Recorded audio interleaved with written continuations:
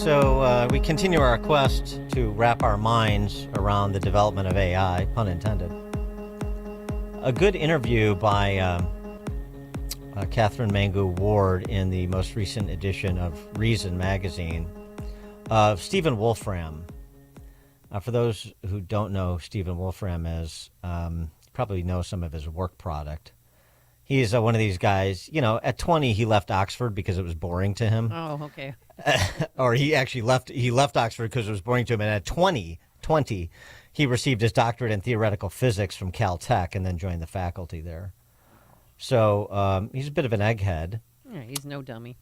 And he is the founder, creator of research tools that you may have heard of, like Mathematica, Wolfram Alpha, Wolfram Language, the Wolfram Language, if you're in that space. So he talks in depth about his views on AI and whether or not AI can solve, what AI is oriented to solve amid all of the, concerns about AI, like from movies like Megan or Upgrade and so forth. That it's human extinction. If we could get away from the end of humanity for just a second and talk a little bit more grounded about this. One of the things he says as a way to sort of conceive AI, he responds to the question of what he means when he says, can AI solve science?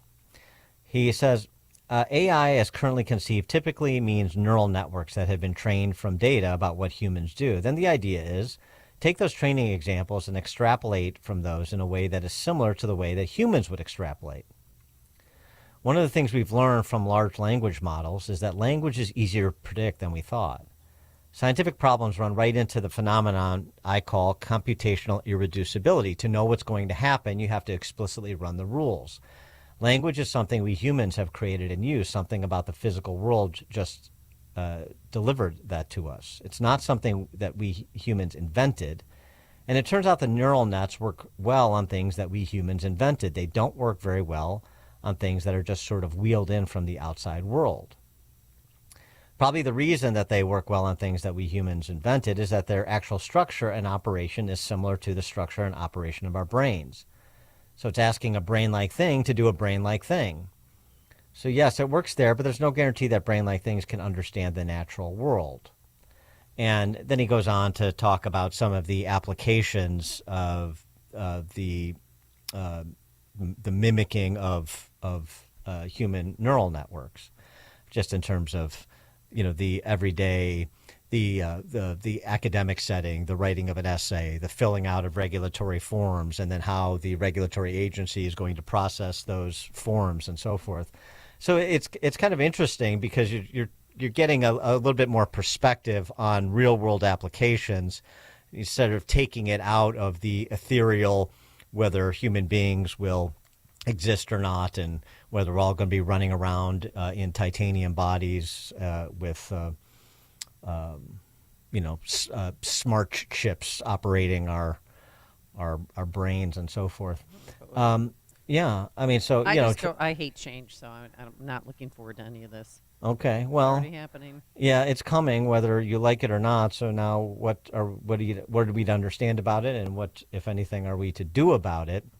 And maybe it's a situation where we turn those aphorisms that we, part of the human language, those aphorisms on its head. We don't just do something, we stand there. And we let the AI developers compete rather than trying to manage this in a centralized fashion. But let's get some additional perspective on that. To do that, we're pleased to be joined by Neil Chilson. He's a former chief technologist for the FTC, currently the head of AI policy at the Abundance Institute. Neil, thanks for joining us. Appreciate it. Thanks for having me. So, I don't know if you've seen the interview that Wolfram gave, but just in terms of my, I'm sure, incomplete distillation of some of the key things he was saying. I mean, his understanding of how AI is conceived at this juncture in its development, is that sort of consistent with your belief as well? Yeah, absolutely. And I would never want to correct Wolfram. He's one of my great heroes, and in this case, I think he nailed it exactly correctly. These large language models are pattern creators, right? They're pattern recognizers in many ways, and so you can think of them as extrapolating out from all the data that we give them. They sort of summarize that and then give you something that is sort of like the average of all of the data that they have. And it turns out that that's way more useful than I think anybody thought it would be in creating content such as language or images. But it's not quite the same thing as the sort of rational thinking that you and I can try to do, or analytic thinking when we experience the world and look at it and then try to make decisions to act.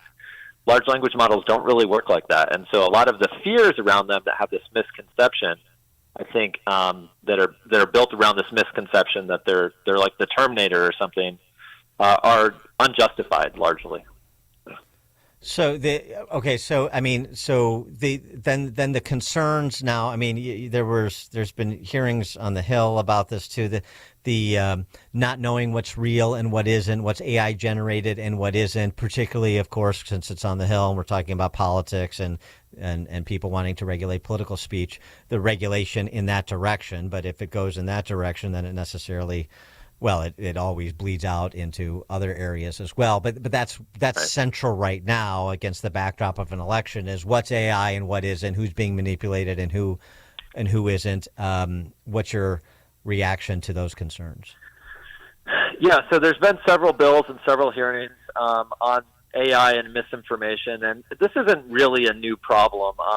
Humans have been creating misinformation and lying, in many ways. They don't need fancy AI tools to do this.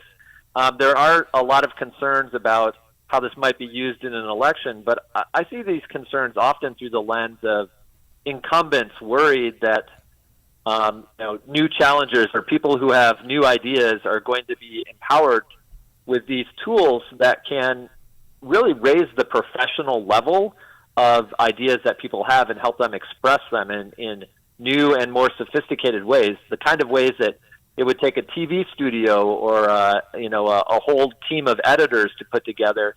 A small team can now generate great content. And so I think incumbents see that as a threat in some ways, and we should look at their ideas about regulation through that lens and say, like, is this really the problem? Do we think that decision makers or that voters in this country are so gullible that they won't be able to use their own mind to judge content that's coming at them? I'm from the viewpoint that more speech is better, and these tools definitely are going to help people generate more speech, but I don't think they're going to change the ratio really of lies to truth. And I think we should trust voters we should trust and help provide voters the tools that they need to make good decisions. But I don't think the AI content here really changes the game that much. Yeah, you actually in your Substack, I like the proposal you had from a while back for regulating intelligence generally. It was very sort of Kurt Vonnegut, Harrison Bergeron in its orientation. Yeah, there's a bit of satire there. I was so frustrated with what I was hearing in the policy space that I thought, these people they're not afraid of artificial intelligence. I think they're just afraid of intelligence. That's not... Yeah. So regulate that, right? Regulate human intelligence too, the same way you want to regulate AI. What about concerns about misinformation, original work, and the and the ability of AI to do your school work, maybe your professional work for you? Is there a concern that it will restrict original work product? Well, like I said, the large language models that we have right now are really good at sort of creating an average of something, and I really like it how I heard my friend Brian Fry put it. He said, if AI is going to do all the boring work for us, it's really on us to do the interesting things. And I think that is really true. It frees us up to be more creative because it's going to do all the boring work. And but it is an obligation, right? Like, if we're just going to cut and paste things from AI tools that are generated, like, that's I think that's not only is it sort of not very satisfying, it's also a little bit lazy. And I think in the end, it's not going to create a ton of value, because if that's all you're doing in your job, they can cut out the middleman, right, and just replace you with the formula. And so I think it is on us to be interesting. I think we as humans have a really unique capability to be interesting, to come up with new ideas and explore them. AI can help us. We shouldn't use it as just a crutch, but we should use it as a really powerful tool. Is there a possibility, because I heard this in church, my pastor did her sermon about AI, that it's eventually going to take over the human race? So there are a lot of this has gotten a lot of coverage relative to the risk that it presents, I think, in part because it's a story that is as old as humans and technology. We always, when we create a new technology, there's always fears that somehow our interactions with this technology are going to be worse for humans. And this is, this goes all the way back to Frankenstein, the idea around there, and some other legends.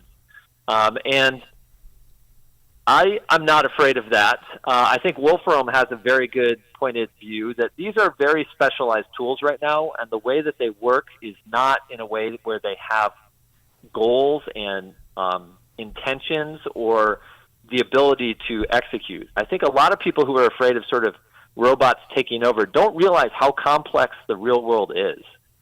If you had the smartest human in the world, they still have to deal with all of the rest of us, right? And getting things done is hard.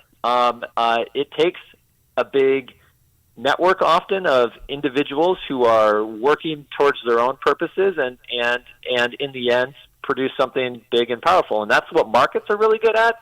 But markets are so much more complicated than these AIs that we have, that I'm not afraid of AIs being able to sort of take over the human race. And we played this last week, sort of part of the presentation of it, the release of OpenAI's new model, GPT 4.0, and sort of the question that a lot of people are asking is this going to allow incels to date their operating systems? Is this Joaquin Phoenix and Scarlett Johansson in Her? And this is important for people that don't want to interact with women in particular. Yeah, I mean, I think that's a possibility. I mean, I think that's been, people will use these tools in lots of different ways, for companionship, for communication, for feeling heard. I think that we need to open our minds a little. Feeling heard, right? Like you can yell at an AI and it doesn't, right. It doesn't hurt anybody's feelings. Yeah, right? My operating system really gets me. Right. Yeah. Right. Exactly. And so I think people are going to find lots of different ways to use these as outlets for creativity. I don't know the incel problem. The problem of people not getting out there and talking to women is a complicated social one. I don't think it's just on AI, and maybe that I don't know that that's going to solve the problem. But I don't know that if you watch the movie Her, that's not exactly a pessimistic ending in that movie. I don't think. I mean, in some ways, he becomes a better person by the end of it, right? Even though this AI has sort of like tricked him over time. But again, I want to be careful about relying on our takes from movies. No, or how these systems work. Yes, they're very different than how they work in the movie. But I mean, there is hope, Amy, that AI could maybe fix me. Oh, yeah. I had a question. So Chuck Schumer says that if China is going to spend $50 billion on directing AI development, then if we don't spend $50 billion, then we're going to be behind China. That's sort of the typical deep thinking that you get from D.C. What's your view on taxpayer subsidization of AI development?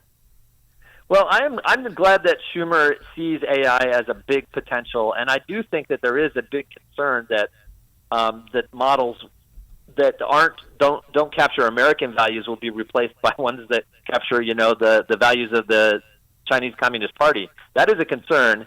I think we beat China by doing what we do best, which is being American, which is freeing up entrepreneurs to innovate in ways that cannot really be designed from the top down.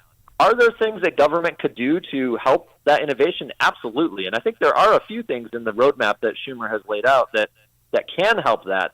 I'm always skeptical of subsidization. It's very rarely directed to the right things. And in a space that's as dynamic as this, maybe there are some infrastructure things. There's some government use of AI that really could use additional funding, but additional scrutiny that goes along with that funding. But I don't think that's really the full path to outcompeting China on AI. I think the real path is in the private sector and freeing entrepreneurs and companies to build amazing products.